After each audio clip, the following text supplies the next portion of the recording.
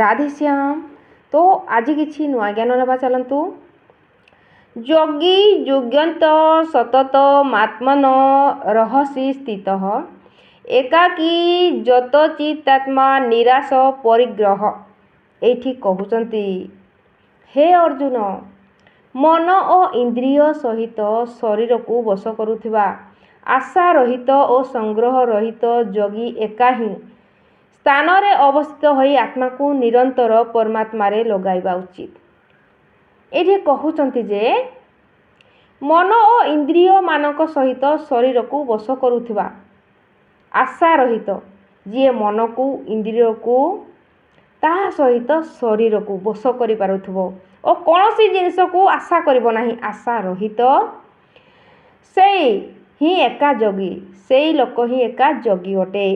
एकांत स्थान रे अवस्थित होई आत्मा को निरंतर परमात्मा रे लगाइबा उचित।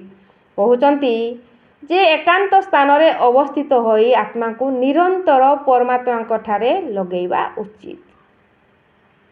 जोगिए जनहीन स्थाने रहीण एकाकी धियाने चंचल मन स्थिर करी जोगी समाधि थिबे धरी मन अवस्था पंच जान बोलंती वेदोक्त सुज्ञान आत्मा को लय जे करिण परमात्मा मध्य रखिण एकांत भावे अवस्थित जे करे जोगी से निश्चिंत। जे कहते जे मन को शरीर को इंद्रिय मान को वश कर सीए ही तो जोगी। और जो जोगी जनहीन जोठी लोक नथिबे से स्थान रे एकांत रे बसिकी केवल परमात्मा को ठारे मन लगई थाए सीए परमात्मा को भितरे स्थित हो जाए। से जिनस को कहउचंती जोगी जीए एमिति काम करि परिबो। शौच देशे प्रतिष्ठाप्य स्थिर मानसत्मान नातिच्छ नाति निन्न चेड़ाजिन कृशतम। एठी कहउचंती जगारूढ़ व्यक्ति आत्मा शुद्धि पाई शुभ भूमि उपरे क्रमश कुश ता उपरे मृगचम एवं ता उपरे वस्त्र बिछाइबो।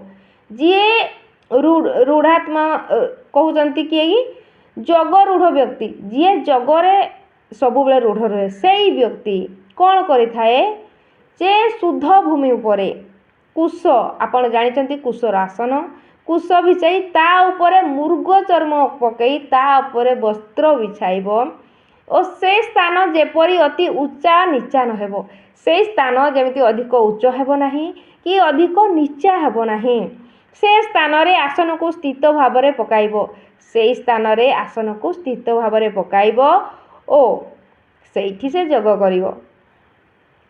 निरुद्ध एकाग्र एबेनी अल्प प्रभेद जाने ज्ञानी पवित्र शुद्धि स्थाने जाई कुशासन को तही थई तापरे मृग व्याघ्र छाल आछादी वस्त्रे रखी भल नहेब उच्च नीच परी सजाड़ी रखिब एपरी मन इंद्रिय क्रिया गति रध करई जेउ जति पूर्वोक्त आसने बसिण एकाग्रे मन को रखिण जगारूढ़ जेबे होइब ता जग सिद्धि निश्चय हेब। जे कहउचंती जेउ लोक मध्य एकाग्र भाव रे निज चित्त को रखी जेमिति जणे जगारूढ़ व्यक्ति करिथाए सेमिति जणे सामान्य मनुष्य जेतेबेले भी करिबारे लागिबो सीए मध्य से जगर सिद्धि को प्राप्त करि परिबो। ए भली भाव रे भगवान बुझौचंती। तो आज पई एतिकी। राधे श्याम।